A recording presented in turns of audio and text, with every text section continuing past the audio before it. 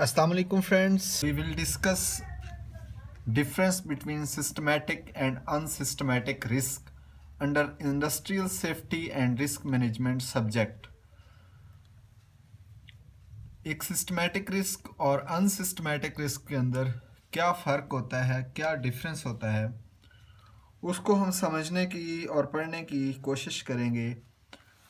तो systematic risk को हम पहले समझते हैं कि सिस्टमैटिक रिस्क ऐसा रिस्क होता है जो कि due to the external factors होता है। पहले नंबर पे हमने इस बात को पॉइंट को जो है इसकी डेफिनेशन या इसको एक्सप्लेन करने के लिए माइंड में रखना है कि ये जो सिस्टमैटिक रिस्क हो रहा है ये हो किस वजह से रहा है।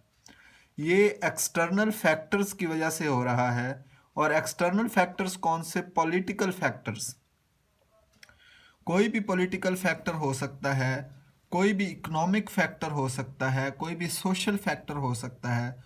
उस वजह से जो भी रिस्क पैदा हो सकता है उसको क्या कहते हैं? Systematic risk. होता क्या है कि ये बड़े पैमाने पर रिस्क होता है।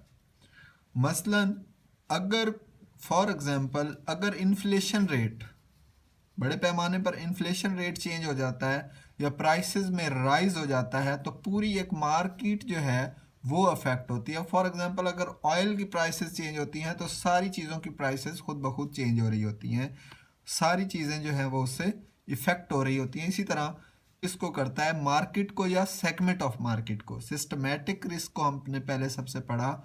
इसके अंदर क्या चीज़ है कि ये एक्सटर्नल फैक्टर्स की वजह से होता है।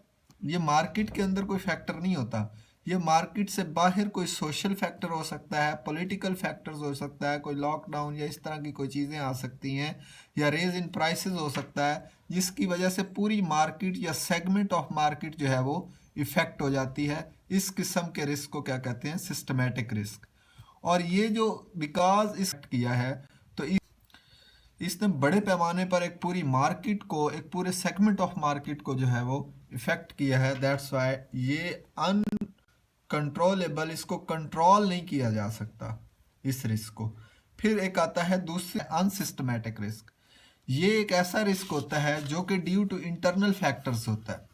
एक ऑर्गेनाइजेशन के अंदर, एक बिजनेस के अंदर जो इंटरनल फैक्टर्स होते हैं उनकी वजह से जो रिस्क आ रहा है उसको हम क्या कहेंगे? Unsystematic risk.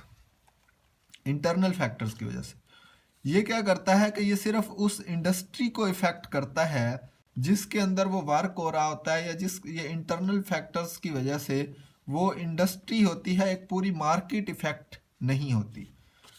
इसमें क्या होता है कि इसके फैक्टर्स क्या हैं? मोर कॉस्ट फैक्टर, कि जो प्रोडक्शन कर रहे हैं उसके लिए जो रॉ मटेरियल है उसकी कॉस्ट बढ़ जाती है।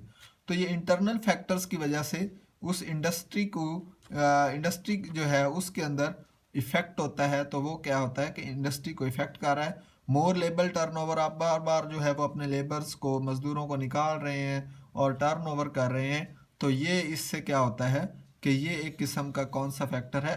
अनसिस्टमैटिक फैक्टर, ये अनसिस्टमैटिक रिस्क ये होता है।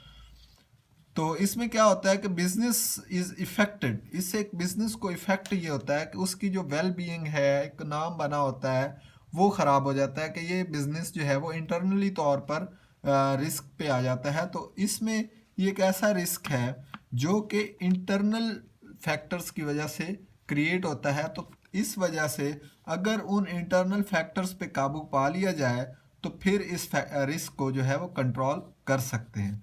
तो अनसिस्टमैटिक रिस्क जो हुआ वो कौन सा हुआ? Controllable risk. Thank you very much.